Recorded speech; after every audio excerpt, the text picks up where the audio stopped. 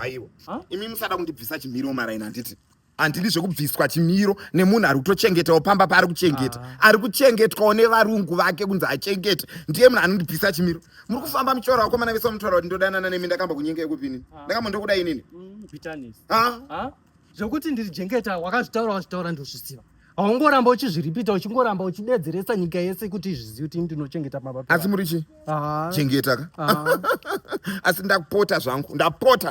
Ndapota zvekufamba muchitaura zita rangu kusiyana inazvo. Hatisive same league.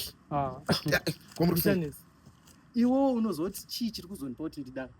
Uri kungoya muhope dzangu everyday uchingoita shoko rongoti unondida. Ni manje achikudzai.